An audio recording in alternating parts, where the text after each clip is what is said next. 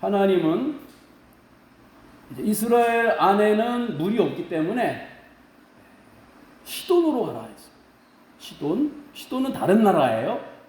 시돈으로 가서 한 여인, 과부 한 여인이 있으니까 그를 만나가지고 그 집에서 제공되는 음식을 먹고 연명을 해라 그랬어요. 그래서 시돈 땅을 향하여 갑니다. 시돈은 바닷가 성 도시입니다.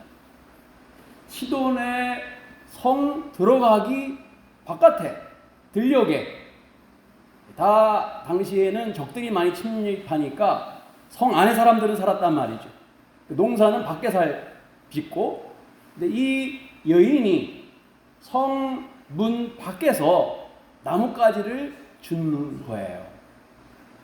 나뭇가지를 줍고 있는 여인을 엘리야가 가서 만난 거예요. 하나님이 이 여인을 통하여 나를 음식을 공급하겠구나 라는 것을 알게 된 거예요. 그래서 그 여인을 만나자 이 얼마나 가뭄이 심해요. 물이 없단 말이에요. 여기도 없어요. 같은 지역이니까. 그 여인에게 말합니다. 내게 마실 물 한 그릇을 좀 달라. 여러분 한번 그림을 그려봐야 돼요. 지나가다가 대문을 열고 물 달라 그러는 게 아니에요. 지금 성 밖에서 들판에서 이 여인은 나뭇가지를 줍고 있고, 엘리야는 이 여인을 만나서 내가 목이 마르니까 물을 가져달라 그러면 이 여인의 물은 자기 집에 있어요. 그릇도 집에 있어요. 그러면 성을 다시 들어가야 돼요. 성문을 통과해서 자기 집을 가야 돼요.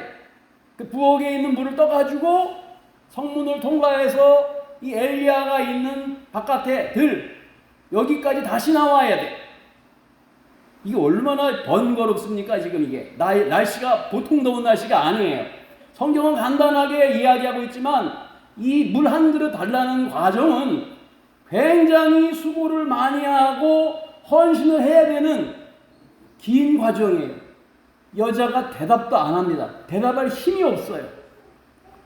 알겠다는 듯이 발걸음을 옮겨가지고 나뭇가지를 줍다가 중지를 하고 성문을 향하여 갑니다.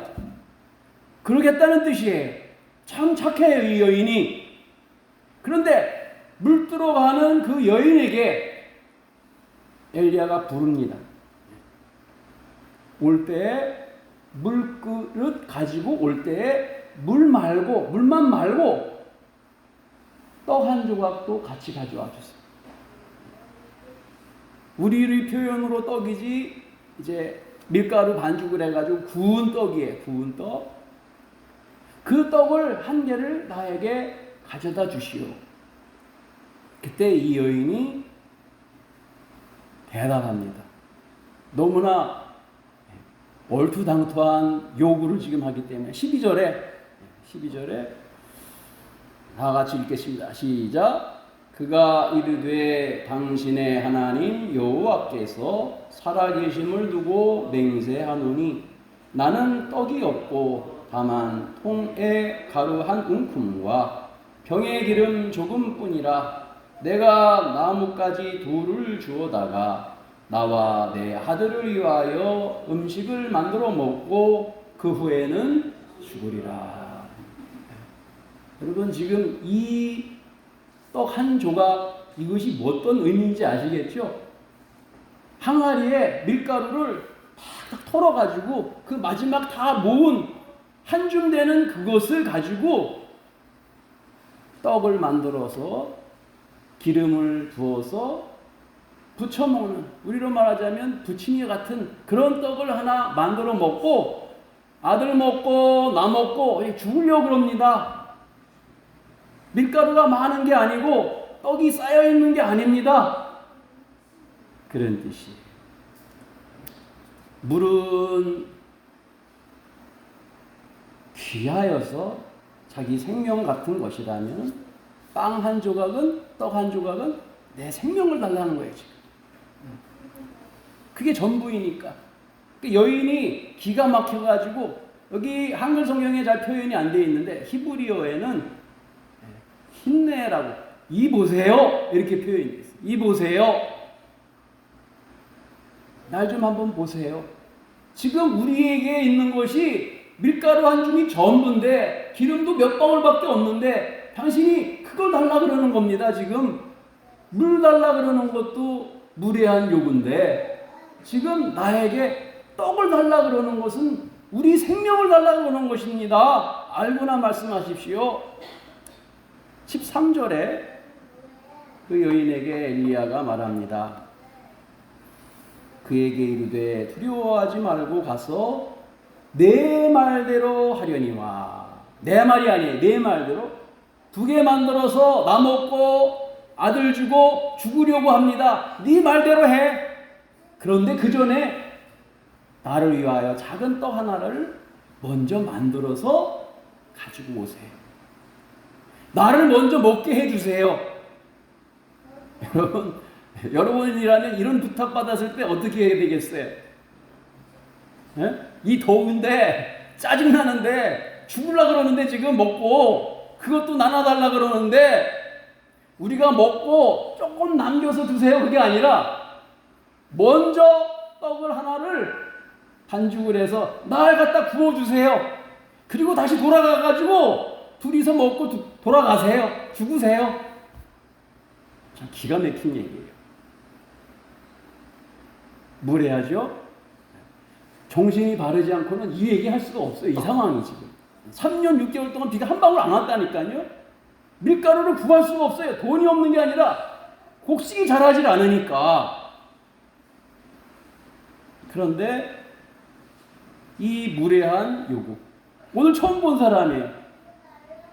그리고 이 남자는, 엘리야라는 남자는 자기 나라 사람도 아니에요.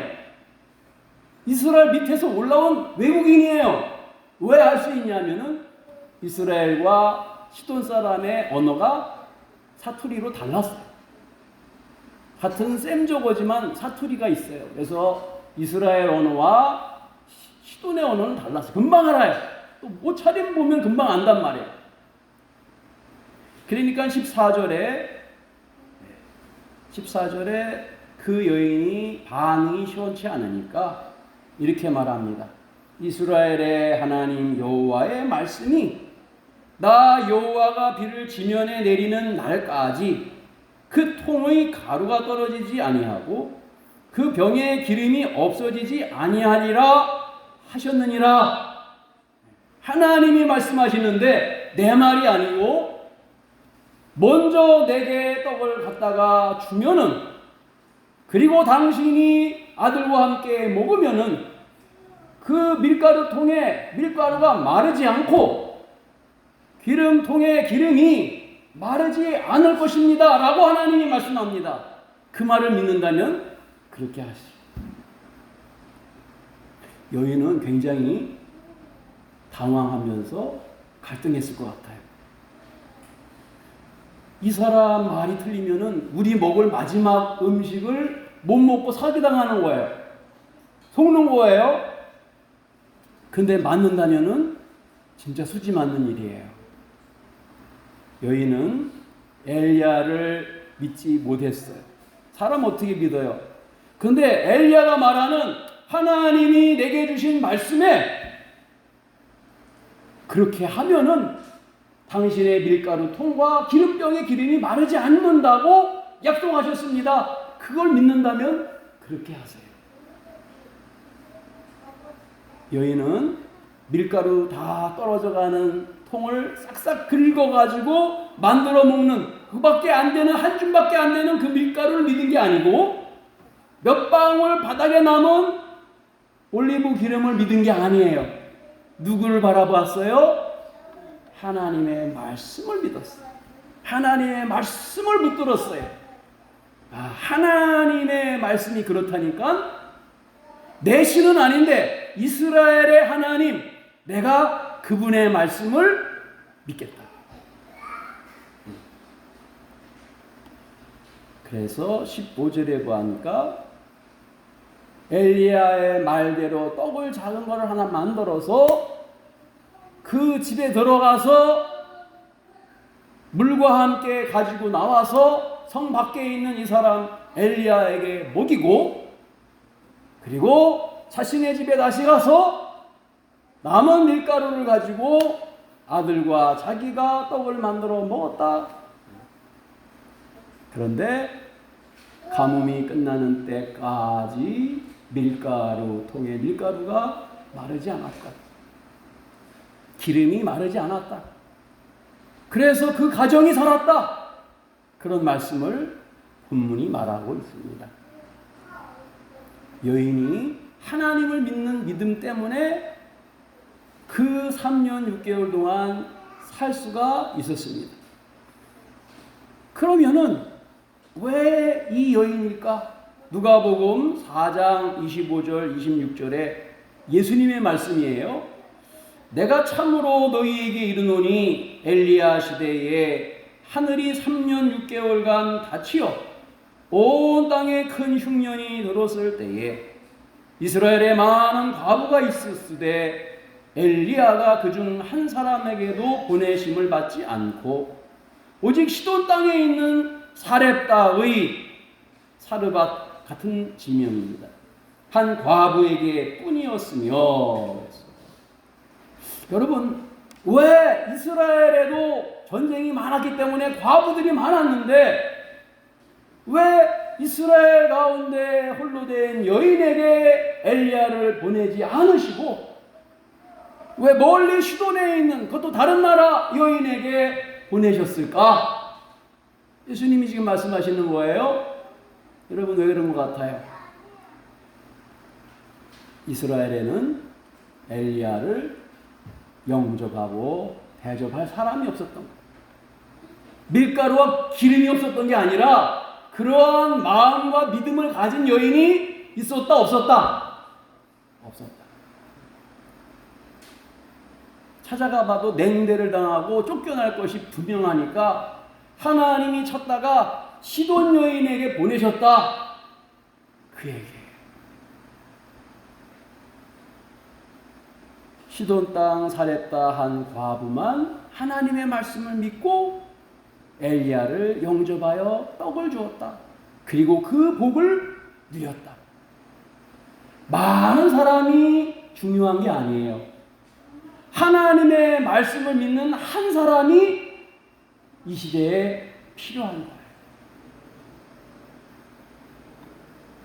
이스라엘은 3년 6개월 가뭄이 내렸지만 하나님의 긍휼함을 받을 사람은 없었어요. 자신의 아들의 먹을 떡, 자기가 먹을 마지막 음식, 이건 생명이에요, 생명. 이거 누가 보더라도 이걸 양보할 수가 없어요. 그래서 이스라엘에 그러할 사람이 없었다는 거죠. 만약에 우리에게 그러한 질문의 문제가 주어진다 하면은 어떻게 했을지 잘 몰라요. 상당히 어려운 문제예요.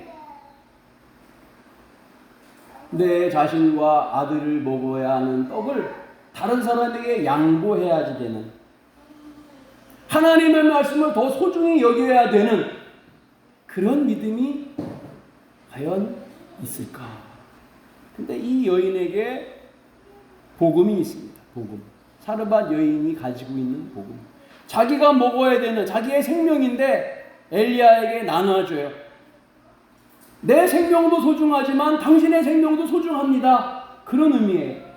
아들의 생명, 보통 엄마는 내 생명보다는 아들의 생명이 더 중요하죠. 근데 그 아들이 먹을 밀가루 떡, 그것과 엘리야가 먹어야 하는 떡 한 조각을 동질화해요. 동일시해요. 엘리야의 생명도 귀하고 내 아들의 생명도 귀하고 동일하다. 그런 의미예요. 하나님이 우리를 향하여 주신 복음이 그거예요. 내 아들을 너를 위하여 십자가에 죽이겠다. 그리고 너를 구원하겠다. 내 아들을 죽이는 대신에 내가 살아라. 내가 죽는 대신에 내 피와 살을 먹고 내가 살아라. 이게 복음이다. 그 십자가의 복음이고 예수의 복음인 거예요. 이 여인에게 그 복음이 있었다는 거예요. 아들과 엘리야의 생명을 동일시하는 복음. 하나님께서 멸망할 우리 영혼과 예수님의 영혼을 동일시하셨어요. 동질화하셨어요. 아버지 하나님은 십자가 위에 죽어가는 아들을 살리려고 누구 다른 이를 희생한 게 아니라 아들이 희생되는 것을 그대로 방치하시고 누구를 살리셨느냐? 우리를 살리셨어요. 여러분과 나를 살리기 위하여 아들을 희생하신 것이에요. 하나님은 우선순위를 하나님의 말씀에 두는, 하나님의 가치에 두는 그 사람을 믿음이 있는 사람이라, 하나님의 은혜를 누릴 사람이라 이렇게 보시는 것입니다. 오늘 우리에게 필요한 것은 내가 먹을 나의 떡, 내 기름 한 방울, 내가 먹을 밀가루 한 줌, 그것이 중요한 게 아니라 우리 가정을 살릴 수 있는 것은 하나님의 말씀을 세워서 다른 일을 살릴 수 있는 복음, 하나님의 말씀을 우선순위에 세울 수 있는 은혜의 말씀을 믿는 믿음, 이것이 나를 살리고 우리 가정을 살릴 수 있는 것이다 라는 것을 말씀합니다. 가장 낮은 자리, 어려운 자리에서도 하나님의 사랑은 변함없습니다. 오늘 사르밧 과부에게 주신 말씀, 그리고 그 말씀을 믿었을 때에 일어났던 놀라운 이적의 역사, 그것을 통하여 그 가정이 살아난 것처럼 오늘 하나님의 말씀을 우선순위에 믿고 여러분의 가정을 세워서 어떠한 어려움 속에서도 변함없는 하나님의 은혜의 공급이 있는 축복의 가정이 되기를 예수님의 이름으로 축원합니다.